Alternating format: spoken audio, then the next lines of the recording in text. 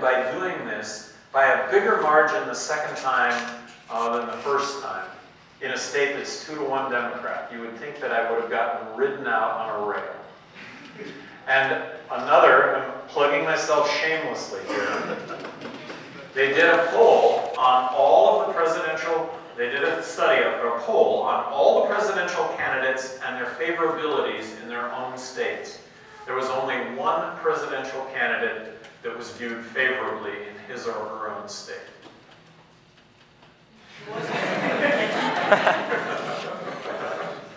Yes? I've got two questions. The first one is regarding the US foreign policy. During the past some decades, the US has been very good at alienating people in countries around the globe, like Iran, Iraq, Libya, Egypt, Afghanistan, Pakistan, and now China. So, US is increasing its footprint in Philippines and Australia to handle some kind of handle China. So the basic relationship is negative, and I would say that this is the start of a relationship, and it's in a wrong way. But if you're a president, what kind of relationship would you pursue? What kind of foreign policy, especially with China? My other question. Let me just answer that. Maybe you can answer the second, ask the second part of it. But I'm going to submit a balanced budget to Congress the year 2013. I'm going to reduce our footprint by 43%. That's part of what I will be advocating and arguing in favor of. Also, let's ask a question if we have time. We'll come back to you. I will just. Yeah, go for it. Okay. My question is regarding the drone strikes. Drones. Drone strikes. They violate the sovereignty of the country, and according to statistics, 80% of the people killed in the drone strikes are innocent, like women and children. And for more feelings of hatred against the United States, and turn more people against the United States than they actually kill. So, what would be your policy? I agree with you. I agree with you. So, back to policy. I mean, what's the threat? Why are we using the drones? With the recognition that what you're talking about happens. I have a question about economic policy.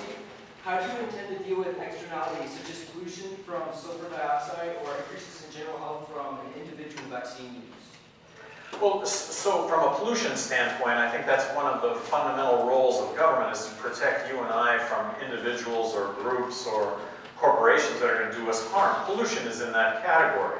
As governor of New Mexico, there were polluters, but for the government, they'd still be polluting today.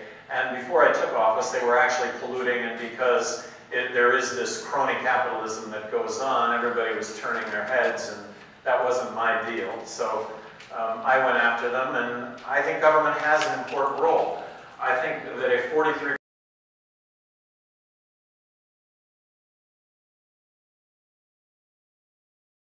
Yes, you mentioned that you have more than $1 trillion in the budget. What do you plan on cutting? And extension on that, what would you plan on that? Well, 43% reduction. So I'm starting off by talking about the big three, which is Medicaid, Medicare, and military spending. So I'm going to cut, I hope by extension you'll believe that I'll go down the line. There are many areas, as I mentioned, that I would abolish completely, other areas that I just hang with the 43% reduction. Talking about the Federal Reserve, the real key is to stop printing money. That's the real key. I would abolish the Federal Reserve if given the opportunity, but I think it's important to point out that abolishing the Federal Reserve is not the end all. Because if we abolish the Federal Reserve, the Treasury could still print money as they did before we had a central bank. And of course, other countries that don't have a central bank print money. What abolishing the Federal Reserve would do would create complete transparency in banking. It would bring about competitive interest rates, which would be higher than they are today. It would do away with what is an inside job when it comes to the Federal Reserve. I liken one of the misconceptions, and I'm not saying anyone here has a misconception about the Federal Reserve, but we own the Federal Reserve, lock, stock, and barrel, all of us as taxpayers in this country.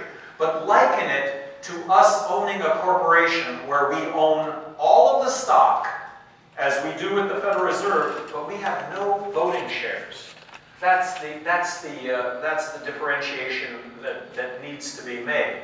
So we could pick up what the Federal Reserve does do that is beneficial with regional banking, and then back to the Federal Reserve, that it be 100% transparent, that it return to strong US dollar policies, which is price stability, as opposed to price stability and full employment, which I think is weak dollar over on this side, strong dollar over here, and we don't have strong dollar policies. So in that regard, I also support competing currencies as a way to get back to a commodity-based currency, which strong US dollar as opposed to weak US dollar.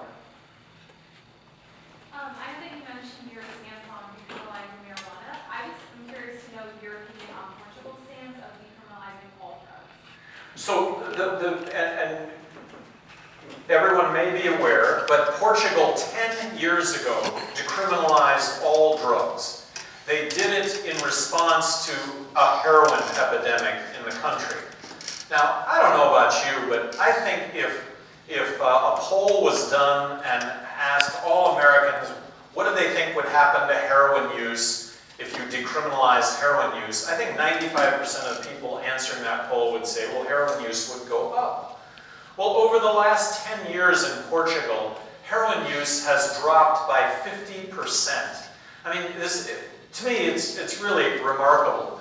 So when it comes to Portugal, which has decriminalized all drugs, and Holland, which has effectively decriminalized all drugs, the statistics go like this. Both of these countries have 60% the drug use as that of the United States. That's on a per capita basis, but that's marijuana, that's hard drugs, that's kids, and that's adults.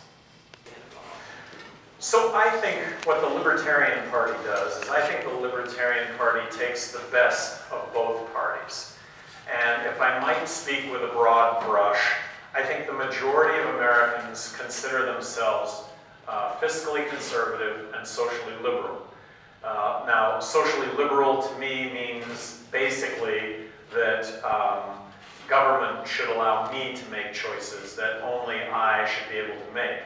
I'm a classical liberal. If you Wikipedia classical liberal, that's exactly the definition that you come up with. Less government. A classical liberal believes in less government, period. But a classical liberal believes that government should allow me to make decisions that affect my life. When government gets involved in those policies, what they end up doing is criminalizing activities that are going to take place anyway. And so that's, I think, the Republican dogma is on the social conservative side, and it's not something that I believe in. For anyone here that is a social conservative, I respect the fact that you're a social conservative.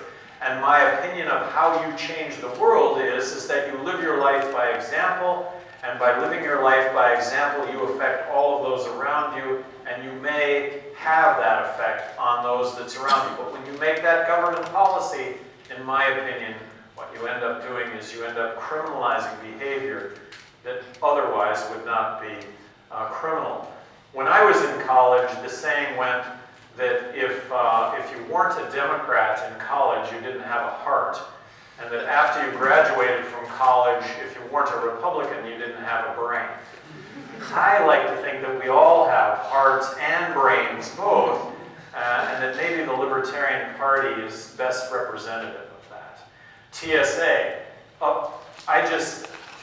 I would have never established TSA. I would have left TSA to the airlines, to the airports, to states, to municipalities, and I dare say that airline travel today would be as safe and less intrusive. Right after 9/11, what did we do? We beefed up the cockpit doors, making it virtually impossible to make an airplane a missile again. And then, most important of all, right after 9/11, you and I as passengers, we don't sit by and watch bad behavior go down at all. We react. The underwear bomber was under a pile of people, as he should have been, and he was pretty well beaten up, as he should have been. One more question, and that's it. I've driven through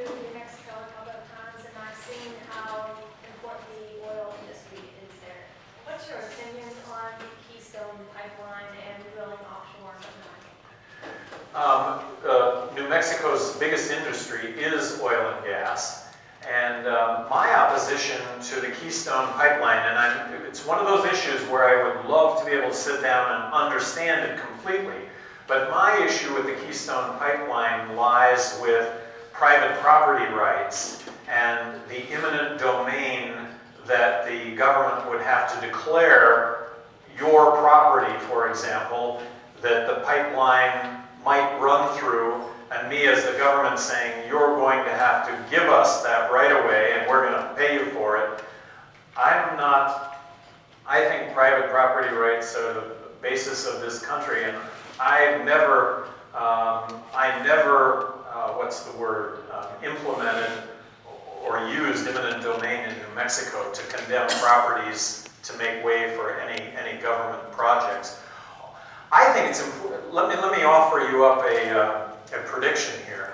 I think oil prices are going to collapse. I know that there's talk right now about oil being at $5, or gas being at $5 a gallon, but I think that has to do with Iran more than anything else. We're awash in oil right now because of North Dakota, because of the Bakken. And right now we have more oil than we can refine.